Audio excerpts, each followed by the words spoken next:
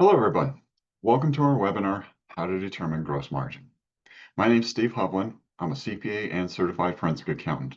I'll be your host and presenter today, and I want to thank you for joining us. Before we get started, just a few quick housekeeping notes. This session will be about 30 minutes, give or take questions, and we will be recording this webinar, and we'll send out a replay and the slides to everyone afterwards. Please use the Q&A feature in Zoom to submit your questions at any time during the presentation. There will also be dedicated time to the Q&A at the end. If there are questions that come in that mirror a slide or upcoming slide, I'll probably answer those during the respective presentation. So again, today's topic, we're going to be diving in that topic that's really fundamental to any business owner or manager, and that's really gross margin. And gross margin, if you think about it, is one of the core pillars to your income statement and to a successful business.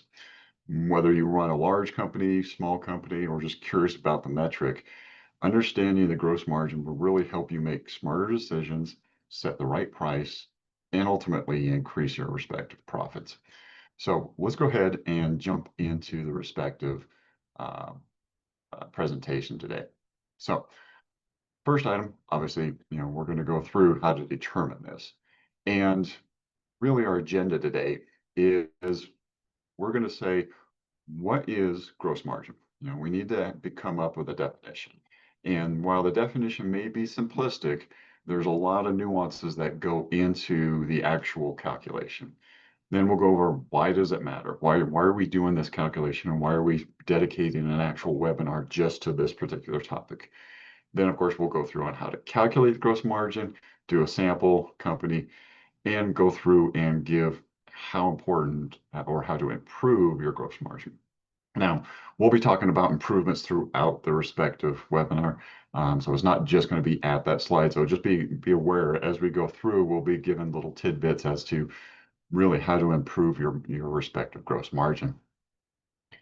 So first, the definition. Your gross margin really is going to be the difference between revenue and your cost of goods sold. So it's really a simplistic formula, as you see there on the slide. Revenue minus cost of goods sold, that equals your gross margin.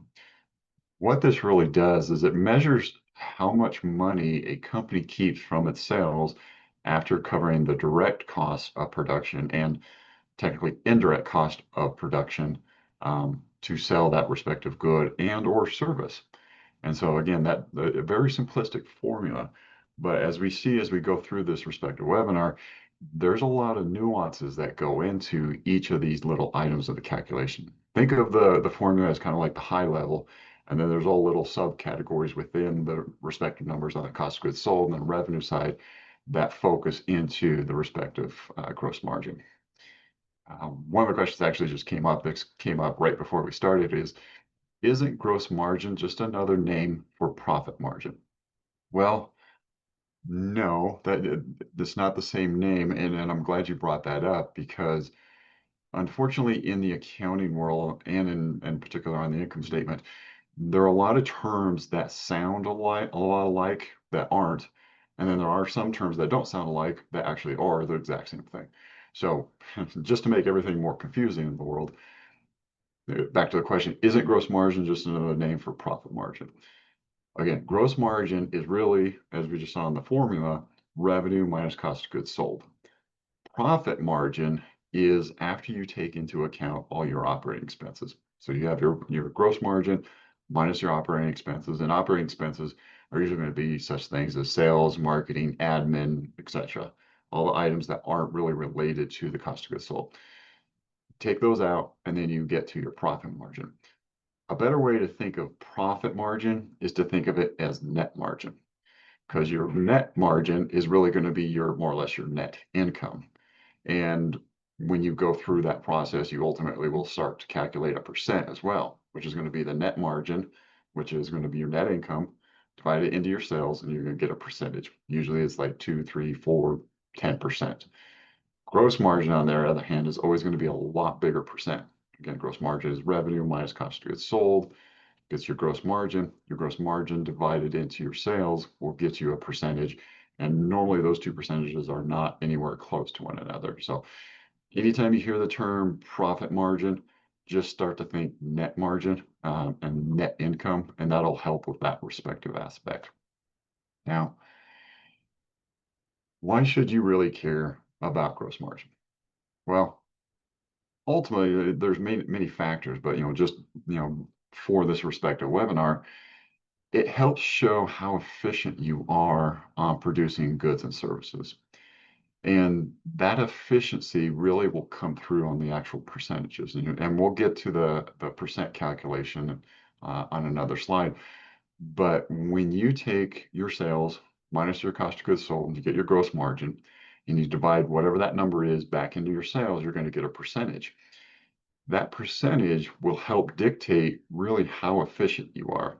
And the way you determine how efficient you are is comparing it to historical gross margin percentages and or more succinctly, comparing it to your industry.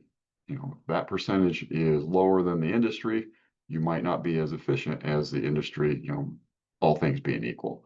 And so that's really the key there is it helps you determine, are you being efficient? Because you could be in an industry that has, let's say, a gross margin of 70%, margin divided by sales equals 70%, and you're at 30%. So there may be a massive inefficiency issue.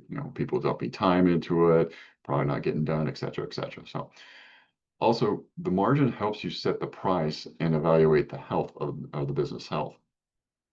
When you're determining your gross margin, and let's just say you're going to produce a widget and it's a brand new widget, you haven't done this before. Obviously, you want sales minus the cost of goods sold to equal a positive number, whatever that number may be. And so if it doesn't, if it costs you $10 to make a widget, you're not going to sell it for $10 because you're not even going to cover your operating costs after you sell that. And so that really helps you determine, okay, what price do I want to set?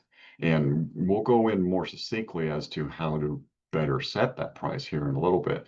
But that margin really helps you to determine what is the best price or what price should, what's my minimum price that I should set. And then finally, it's essential for growth and long-term profitability.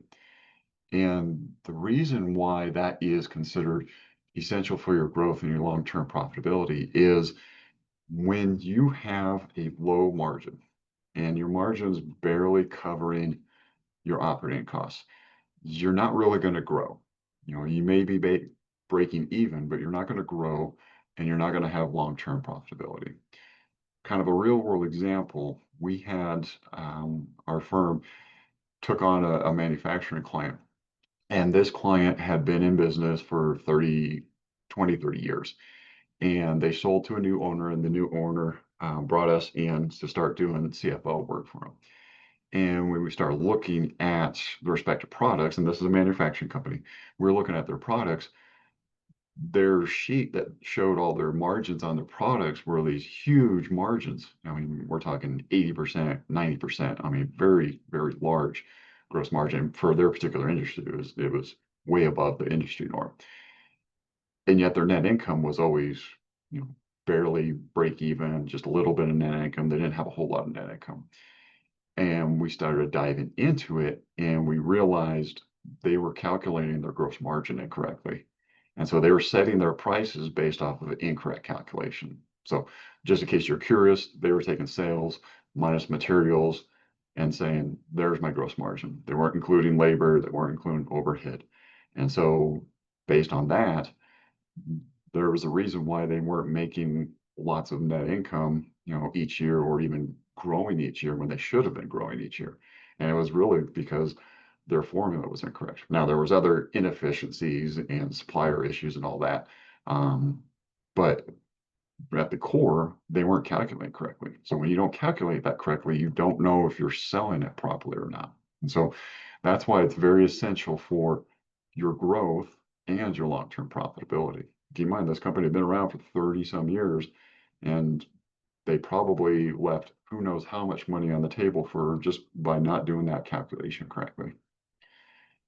Now, key components, as we mentioned, the formula, again, revenue minus cost of goods sold equals your gross margin. And revenue is really going to be total sales or income from, the product and services. The gross margin does tie back into the service industry as well. And by service industry, It can be the software industry, it can be professional industries such as accounting, legal, attorney or law firms. So it goes back into that. You always want to have a calculation on gross margin, and your first step is going to be a revenue. Now, the second step is going to be your cost of goods sold. And again, in that previous example, we'll kind of use that as we walk through this. Your cost of goods sold is going to be made up of three main items. Now, there's various subcategories within these main items, but your three main items are going to be your direct labor, your direct materials, and your overhead. Now, materials is usually the easiest one, especially if you make a physical product. How much steel goes into making this widget? That's pretty easy.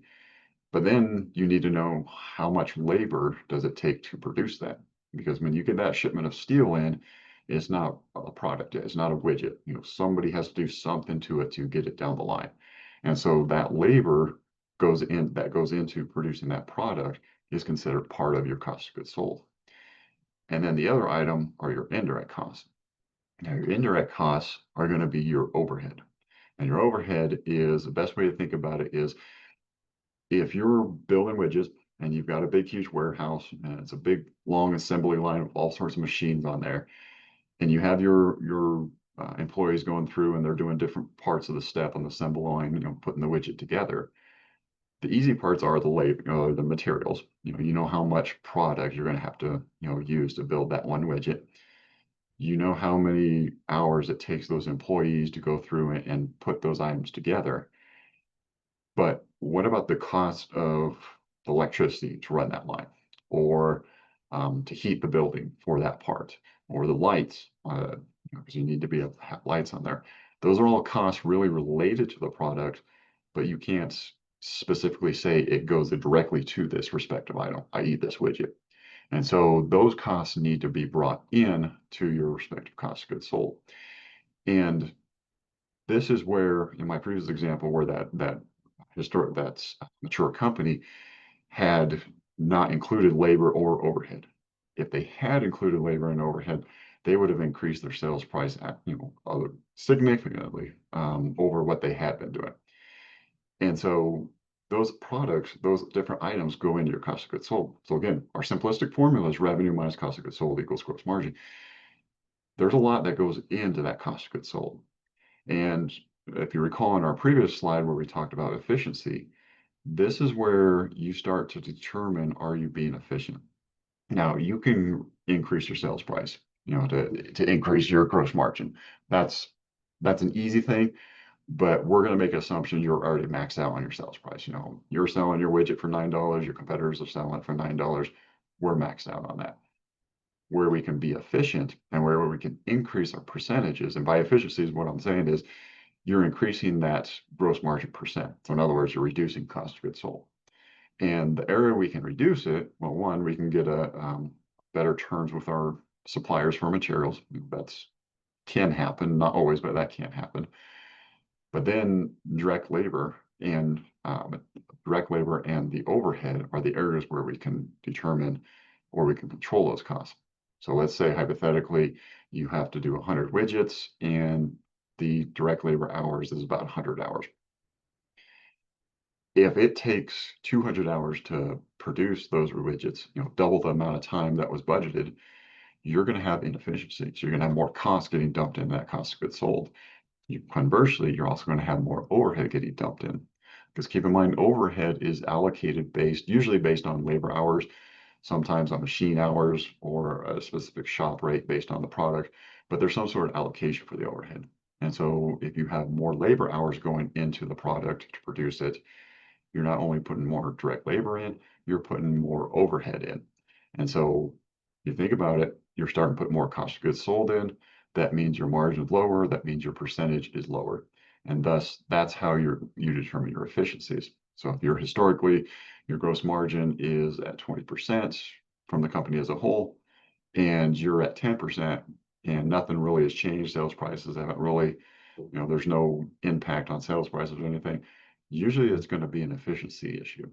And from there, you can determine, okay, why is it taking my employees so long to be able to produce this particular product? And so that's where you start getting into the efficiencies and understanding, hey, if I can control these efficiencies, I can have more gross margin and gross margin percent. So real quick, just so you can see an example, we've talked about this verbally, but just so you can have a visual appearance on the gross margin. Again, formula, revenue minus cost of goods sold, divided by revenue gives you your percent. So margin is revenue minus cost of goods sold. The percentage is divided into the revenue. So in this situation, we assume we have $50,000 in revenue. Cost of goods sold is at $30,000. So then our margin is $20,000. $20,000 into 50,000 in revenue gives us a 40%. Now, the textbook formula always says to times by 100%. You don't have to do that as long as you understand that after you do the calc, it's 0.4 and 0.4 equals 40%. As long as you're consistent with your formula, so don't flip back and forth, getting used to 0.4, and then all of a sudden you did 100%, and now you think you have 40,000% or 400% or whatever the case may be. Just keep that in mind, is if whatever way you do this formula, just be consistent with it. So again, another example, we just kind of went over this, is we have revenue 120, cost of goods sold 90. That ultimately comes out to a gross margin of 25%. And again, put this slide in here to highlight the fact that we have two separate terms in here, but they actually mean the same thing. So I've got gross margin and gross profit. Those terms will get used interchangeably, and they really mean the same thing. And that's why I was mentioned before when we had the question on profit margin. This is where we start getting confusion and using terms back and forth. So gross profit and gross margin are really one and the same. It's just you'll hear the term. Some people may say margin, some people may say profit. So keep in mind, those really are one and the same. Also, just, it's not on the respective slide, but the acronym is going to be GM for gross margin, GP for gross profit. But ultimately, when we're going through and calculating, we want to obviously know what the dollar amount is. But more importantly, we want to know what this percent is, because we can manage, if we understand this percentage, this makes it easier to manage. And in particular, when you're looking at just individual products, because you want to do this margin not only just in total for the company as total, but you also want to do it for each of your products or each of your services. So if you do service A, service B, you want to know what that margin percent is, because ultimately that's going to come back to into our next slide, where we'll start talking about break-even percent. Now, what is a good gross margin? Well, it really varies by industry. And on this slide, you'll see various different ones. And this is just to highlight, kind of the gross margin percent. Grocery stores at 20-25, restaurants 60 to 70, software 70 plus. Depending on what kind of industry you're in, will dictate whether your margin is good. So again, if you're in the software industry, and let's say the norm is 70%, but you're at 20%, you definitely are not anywhere close to that. And so that's why you want to make sure you understand what your industry wants. And just happen to have a question here and came in earlier, but I'm pushing it to this particular slide. It's the question is, are there industry benchmarks I should be using to compare my gross margin? And the answer is unequivocally yes. You want to be able to compare to your industry. And in our firm, what we do is we actually use a software or a service called IBIS World, IBIS World. And they have a lot of industries that they do analysis on, and they have a lot of respective information data that we use as comparison in particular, when we bring on a new client. And you want to be able to have access to something like that. Now, you may have access to industry-specific guidance depending on what industry you're in. So, for instance, if you're in the textile industry, you may have a subscription to an industry magazine or industry documents that show what the percent is. But either way, you want to be able to have access to that percent. Now, one of the things that gets tricky is a lot of times what you'll see is you'll get industry guidance, but it might not match exactly your industry. So you may be doing some textile, but you may also be doing fishing line. Both of them use the same machine, the same raw materials, but those are two separate industries for the most part. And so sometimes you have to use industry reports for two different industries and kind of mesh them together. Either way, you want to be able to use that to determine what is your gross margin percent. Now, in your gross margin percent, this is a key to understanding, are you going to be making money after everything's done? So again, gross margin, we're just talking about revenue minus cost of goods sold. But you also have your other expenses, your operating expenses. Again, more or less, those are going to be your sales, marketing, admin, etc. You have to cover those so that at the end of the day, when you get to your net income, it's positive. Worst case scenario, it's zero. Really, worst case scenario is negative. But we need to know what our percentages are, one, what the industry is, so we can compare to the industry and understand, are we meeting the industry requirements? Or are we meeting the industry requirements, but are we also getting past our break-even percent? Now, real quickly, this is kind of, we're kind of diverting into another webinar, but your break-even percent is usually calculated by taking whatever your operating expenses are. Again, it's your sales, marketing, rent, etc., admin, whatever that total is, and divide it into your sales, and you'll come up with percent. So let's say hypothetically it's 20%. And so what that means, if you walk through the formulas, is your gross margin percent has to be a minimum of 20%. So let's put some numbers to that so it makes sense. Let's say your operating expenses are $200,000 and it's 20% of your sales. So your sales thus are $1 million. So $1 million in sales, 200,000 in operating expenses. So that's 20%. So that means at a minimum, we want to make our gross margin percent to be 20%. So if we go through that, that means our gross margin dollars need to be 200,000, thus 20% of 1 million. And then that covers our operating expenses. And so that's why it's important, as you recall, that you do your gross margin as a percent. Yes, dollars are important, but we want to do a percent because we want to know, are we going to be covering our costs? Are we going to be breaking even? And so that's what kind of dictates that is we want to know what percentages. We want to know how we're doing for industry because we want to be able to know, do we have efficiencies that we can gain? But we also want to make sure that we're breaking even, at least breaking even, I should say. So are we even covering our costs? Because it doesn't do you much good if you have $100,000 of gross margin, but your operating expenses are 200,000. So that means you lost 100,000, for the year, month, however that may be. Now, tips to increase the gross margin. Now, of course, obviously you can increase your sales price, and you obviously have to do that strategically. If you're selling a widget, your competitor selling a widget, you sell them for the same price, you probably can't increase the sales price. However, if you're selling a widget that has an A attachment and you're the only one that sells with the A attachment, well, you can probably increase that sales price because you're the only one doing that. So again, it's very much a strategic process to identify, can you raise sales price, reduce your production costs. Again, it kind of goes back to your efficiencies. In every process you have, whether you're building a physical product or you have a service, you should have a budget for whatever that project is. So if it's a physical process, you're manufacturing, your BOM report should indicate, okay, if we're going to build 100 widgets, the total budgeted hours is 10 hours. You need to have some sort of barometer to determine, am I even being efficient with my labor hours? Same thing with service. If you're a service industry, you should have a budget on the total budgeted hours on there. So use that to determine, okay, here's my budget. How many hours do I get in there? Can I reduce my budget or reduce my production costs? Obviously, if you can reduce your materials, that's great.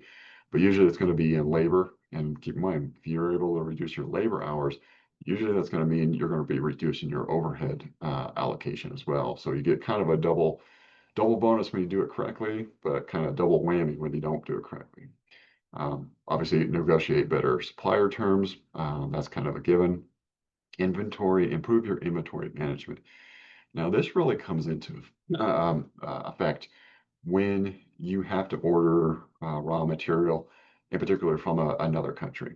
So let's say you have to get something, a specific type of inventory, let's say it's from Switzerland, and they have set standards that's the only place you can get this particular piece of inventory from. You need to make sure that you understand your safety stock and how long it takes from ordering that product to it physically arriving. Because what can happen is if you don't have that in time or you didn't calculate it correctly and it's still on a boat coming over the ocean to your respective warehouse, your employee is going to be sitting around. And if they're sitting around, you're still going to be paying them because you can't just terminate them and then hire them back in when the materials come in. So you're going to be incurring costs, and those costs ultimately will eventually get dumped into overhead costs, get allocated, and then hit your gross margin again. So again, you need to make sure you have very tight inventory management and booking forward. And again, the only way you can look forward is to have a proper budget put together for sales, upcoming sales. And then, of course, you streamline your operations. If you're building a particular product that has takes up a lot of the employee's time, and a lot of, it's very labor intensive, takes up a lot of materials, take up a lot of machines. How can you make it so that product, doesn't interfere with some of your better producing products? So, figuring out a way to one streamline and also to be able to identify any bottlenecks that may come up.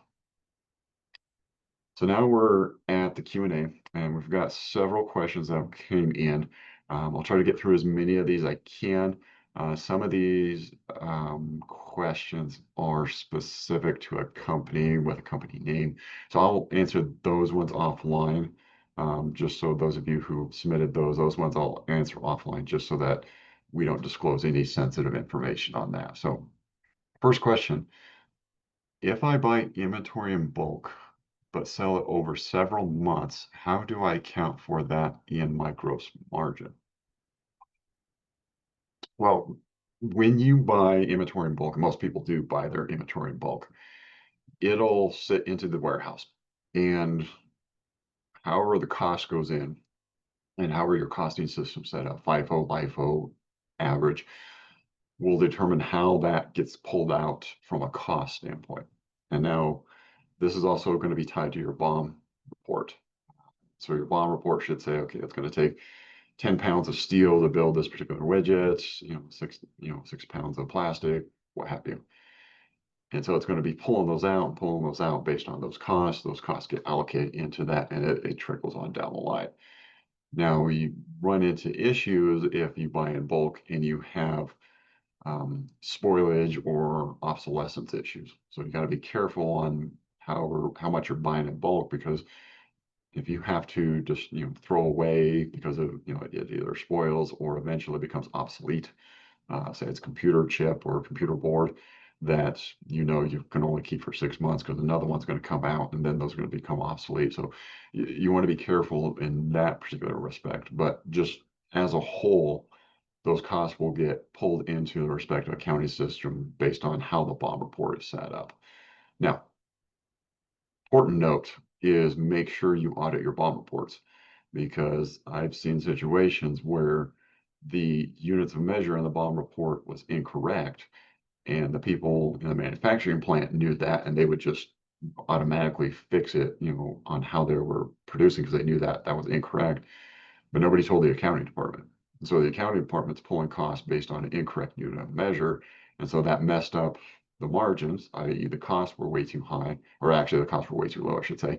And so they were setting their sales price too low. So again, make sure you're auditing your BOM reports. What are practical steps to improve my gross margin? I think we kind of cover that in depth. Again, increase your sales price if you're able to, but focus on your efficiencies. How is your percent compared to your industry average?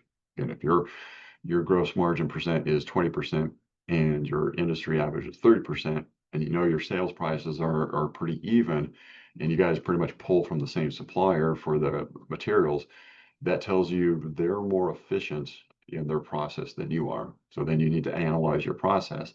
Okay, how are they more efficient? Do they have more experienced people on their line, and I've got inexperienced people, and that causes more hours in there? Am I not allocated enough resource, i.e. space, to be able to produce this quickly?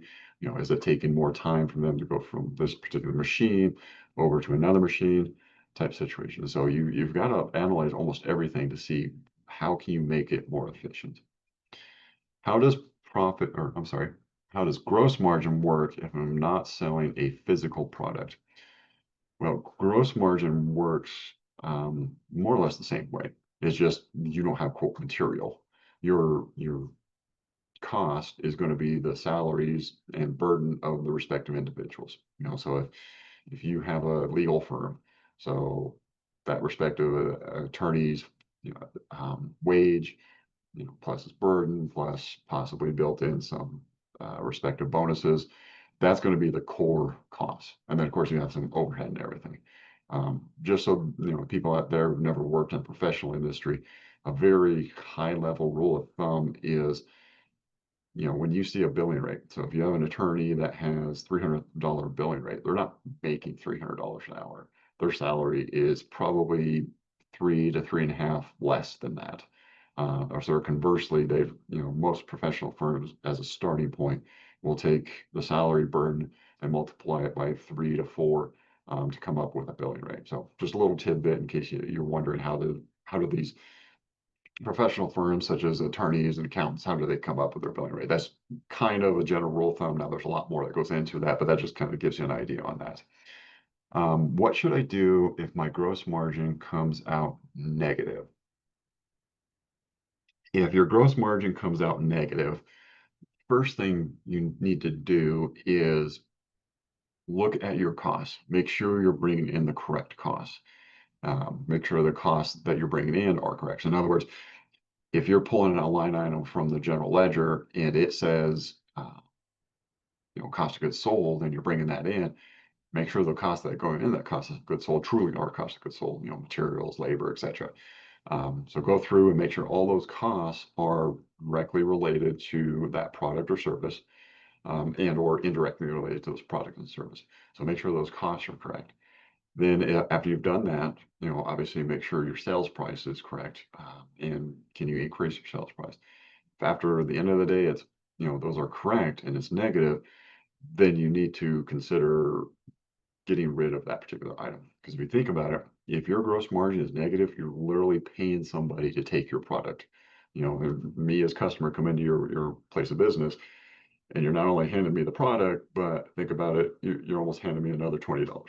So you're paying me to come and grab your stuff. So that's a concern you have on a gross margin.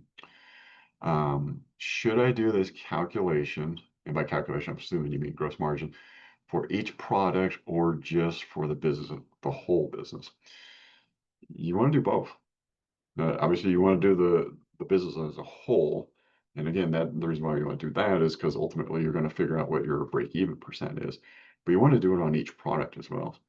Because if you know your break-even percent, and again, just reiterate, that's your operating expenses divided into your sales. If you know that that's 20%, that's really going to be your floor for every single product. You know, you don't want to sell for less than 20% because then you're technically not covering your operating expenses. And again, this is very high level. And so you want to make sure that all your products are at least that percent. And if they're not, then you want to go and analyze, okay, you know, this particular product's 15%, but my break-even percentage is 20. Okay, do we want to keep selling this? You don't want to just knee-jerk reaction and say, we're not selling that anymore. You need to analyze. You know, it could be a new product that right now it's 15%, but you're going to sell, you know, 100,000 of those units next year as opposed to, you know, 10,000. So in other words, if you think about that, that is actually a situation where you make it up on volume. Again, positive percent, currently it's below your break-even percent. And so you need to analyze that. Now, everything above that usually should be, you know, fairly good. But anything that's right around the break-even percent, even 5% higher than that, you want to analyze it and determine, is this something, you know, one, can I increase the respective sales price? But two, is there a benefit to keeping this? You know, it could be a product that, yeah, the percent's low, but I'm turning around and I'm selling a 40% one with it, you know, to my best clients. My best clients always order huge orders. Yeah, it's worth it. But again, you use that percent to determine initially at the product, here's my floor. Anything near that floor or below it, I want to analyze it to see, okay, is this something I want to keep?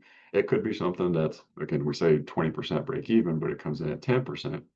And all of a sudden you decide, okay, there's no way, we're not going to sell a whole bunch of these. It takes up resources, labor, etc. Let's scrap it. And so I have seen that situation before where, after a thorough analysis by the ownership and senior management, they determined this product's just, it's eating into other products. Because keep in mind, when you're building something, you're taking resources, i.e. time in the day, to build something else. And so if you can build a product that's 40% margin, but you're working on this 15% margin, we got disconnected. So ultimately, and that's kind of what happened in this situation. They just got rid of that product. Just said, nope, we're not doing it. And conversely, they ended up having probably the biggest net income year that they ever had. Now, there's other factors in that, but that was one of the things that came into their respective management decision. So the rest of these questions were a little bit over time. I'm going to go ahead and answer those offline. And then for those of you who put in your actual company name, I'm going to definitely answer those offline. So I'll go ahead and respond to those. So for right now, I want to thank you for attending this webinar on how to calculate your gross margin. My name, again, is Stephen Hovland. I'm the owner and founder of Delegate CFO. You can contact me at steve@delegatecfo.com. You can also learn more about our respective firm at delegatecfo.com. Again, a recording of these materials will be sent out after the webinar. If you're watching this on replay and you would like to have a copy of the slides, please contact us and we'll do our best to get those to you in quick and timely fashion. So again, I thank you for attending and I hope you have a great day. Thank you.